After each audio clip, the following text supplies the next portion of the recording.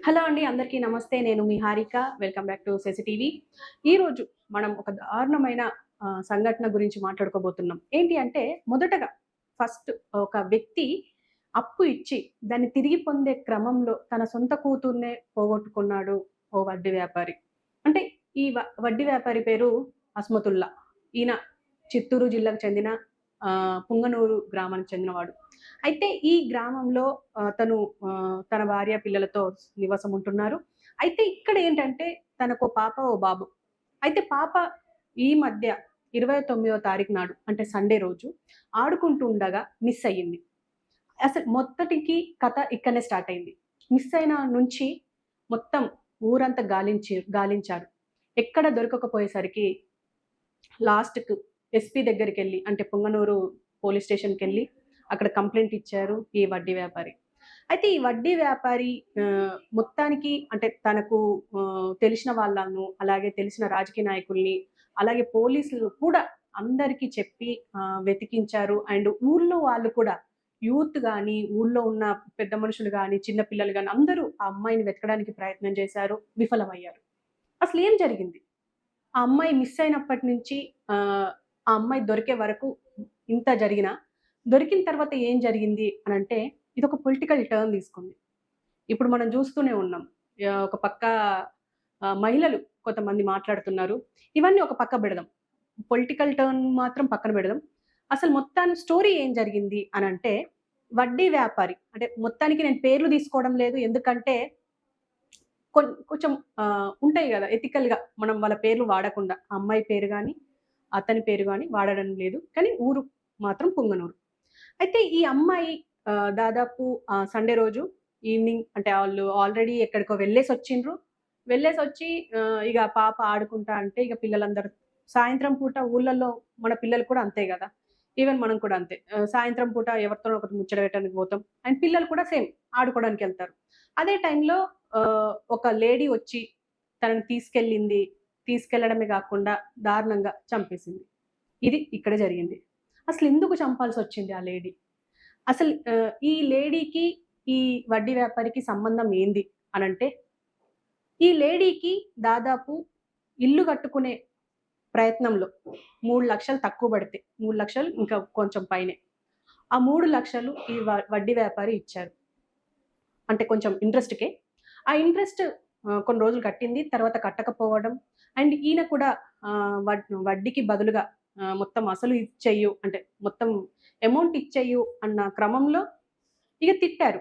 తిట్టడం అంటే ఇప్పుడు మనం ఎస్‌పీ ప్రకారం అంటే పోలీసుల మాటల ప్రకారం నేను ఈ విషయం చెప్తున్నా. అంటే కొంచెం దురుసుగా, కొంచెం గట్టిగానే మాట్లాడారు. అంటే అప్పుల వాళ్ళు ఎలా అడుగుతారో మనకు తెలిసిందే. అయితే 3,00,000 అనేది ఒక చిన్న మాట గాదు. ఆయన కొంచెం గట్టిగానే మాట్లాడుంటారు. అంటే ఆల్రెడీ ఆయన ఎప్పటినుంచో చేస్తున్నాడు గాబట్టి ఫైనాన్స్ బిజినెస్. కాబట్టి ఆయన ఏదో కొన్ని మాటలనుంటాడు. దాంతో ట్రిగ్గర్ అయిన ఈమె ఎలాగైనా పగ తీర్చుకోవాలనుకుందో ఏమో తెలీదు. కానీ ఈ 6 ఏళ్ల పాప, ఈ వడ్డీ వ్యాపారి కూతురు 6 ఏళ్ల పాప. ఈమె ఒక దగ్గర ఆడుకుంటూ ఉంటే బురకాలో వెళ్లి ఈవెన్ ఇక్కడ గమనించాల్సిందేంటంటే అక్కడ సీసీ కెమెరాలు కూడా లేవు. సో, అక్కడికెళ్ళి ఆ పాపకి చాక్లేట్ ఇచ్చి అంటే అక్కడ ఎవరు గమనించలేదు. అంటే ఆ పాప కూడా ఈమెని చూసి ఉండొచ్చు. లేకపోతే అలవాటైన మనిషే గావచ్చు. వెంటనే చాక్లేట్ తీసుకుంది. తనతో పాటు కూడా వెళ్ళింది. వెళ్ళడమే అంటే అక్కడ నేను నీకు ఇంకా చాక్లేట్స్ ఇస్తా అని చెప్పి ఏదో మభ్యపెట్టుండొచ్చు. అండ్ తను ఆ పాప కూడా వెళ్లారు. వెళ్ళి ఆ పాపకి ఇంకా కొంచెం తినడానికి రైస్ అంటే ఫోరెన్సిక్ సైన్స్‌లో అంటే post mortem report. Repeat. So, post mortem రిపోర్ట్‌లో తనకి కడుపులో ఫుడ్ ఉన్నట్టు, ఇంకొంచెం చాక్లేట్స్ ఉన్నట్టు తెలిసింది. సో, తీసుకెళ్ళి అక్కడ కూర్చోబెట్టుకొని ఫుడ్ తినిపించి, అలాగే మొత్తానికి ఆ అమ్మాయినికి ఇగ కొట్టిందనుకుంటా మేబీ. కొట్టడం వల్ల అరుస్తుంది అనే క్రమంలో ఆ అమ్మాయి నోరు, ముక్కు మూసేశారు. ఆమె ఒక్కతే లేదిక్కడ ఈ సీన్‌లో. ఆ! ఈ సీన్‌లో అంటే ఈ మర్డర్ సీన్‌లో ఆమె ఒక్కతే లేదు. ఆమెతో పాటు ఆమె తల్లి ఇంకో సమ్ లేడీ ఉన్నారు. అండ్ తీసుకొచ్చే క్రమంలో ఆమెకి ఇంకొక అబ్బాయి మైనర్ అంట. దాదాపు 16-17 ఇయర్స్ ఉంటాయి మైనర్. సో, ఈ అబ్బాయి ఇంకొక లేడీ సహాయంతో ఈ లేడీ ఈ అమ్మాయిని కొట్టడం స్టార్ట్ చేసింది. కొట్టడం అంటే కసి తీర ఇగ కోపం వాళ్ళ డాడీ మీద తీయలేదు. ఎందుకంటే పెద్దాయన కాబట్టి. ఈ పాప మీద తీసింది. సో, ఆ పాప ఏంటంటే అరుస్తున్న క్రమంలో ముక్కు, నోరు మూసేయడంతో ఇగ కొంచెం అక్కడనే చనిపోయింది. ఇగ చనిపోయిన అమ్మాయిని ఏం జేయాలన్న ఆలోచనతో ఇదంతా ఎలా తెలిసింది పోలీసులకు అనంటే, ఈ 17 ఇయర్స్ ఓల్డ్ బాయ్ ఉన్నాడు గదా! ఆ అబ్బాయి పోయి చెప్పిండంట. అంటే పోయి చెప్పడం ఇన్ ద సెన్స్ దొరికినంక. అంటే వీళ్ళని పట్టుకున్నాక చెప్పిన మాటలివి. అయితే ఈ అబ్బాయి ఏం చెప్పాడంట, ఆహ్, ఆమె తీసుకెళ్ళి ఇదంతా జేషింది. చేయడంతో ఇగ ఆమె చనిపోయిన తర్వాత ఏం జేయాలి అంటే, వీళ్ళున్న 4 కిలోమీటర్ల దూరంలో ఒక సమ్మర్ కుంట ఉందంట. అంటే స్టోరేజ్ ఆహ్, సమ్మర్‌లో వాటర్ స్టోరేజ్ జేస్తాం గదా! అలాంటి స్టోరేజ్ ప్లేస్‌కి తీసుకెళ్ళి ఆ వాటర్‌లో ఏసేశారు.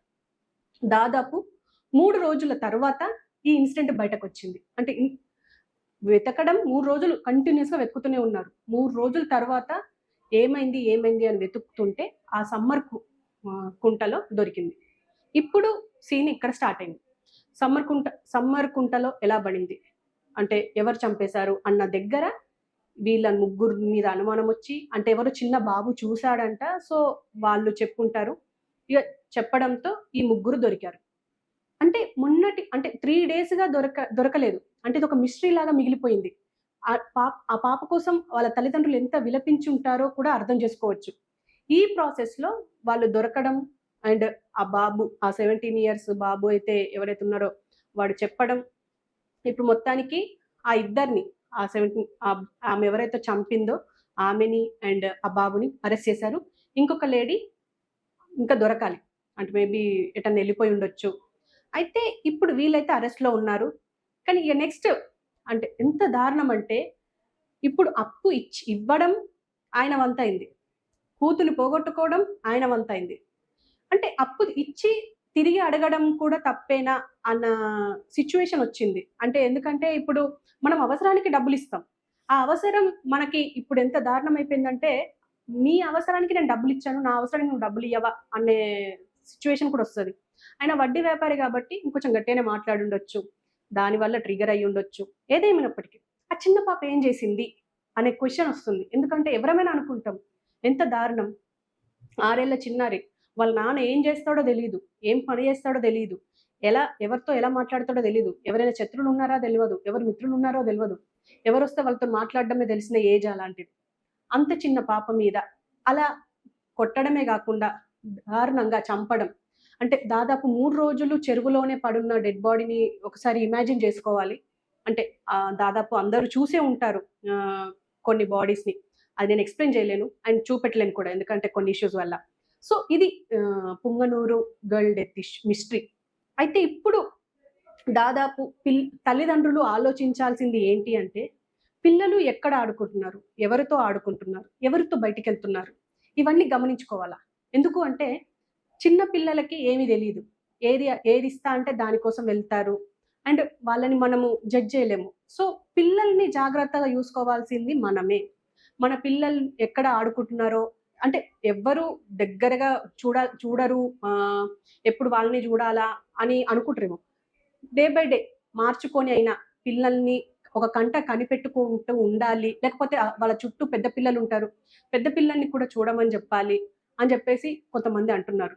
ఎందుకు అంటే పిల్లల్ని జాగ్రత్తగా చూసుకోవాల్సిన బాధ్యత తల్లిదండ్రులదే. ఎందుకంటే ఎవరు ఎలాంటి అంటే ఇప్పుడు అందరూ మిత్రులే అని మనం అనుకోలేము. సో, ఇందులో ఆమెకు కోపమొస్తది అని ఆయన అనుకోని ఉండకపోవచ్చు. ఎందుకంటే ఆయన డబ్బు ఆయన అడిగాడు అని అనుకుంటాం.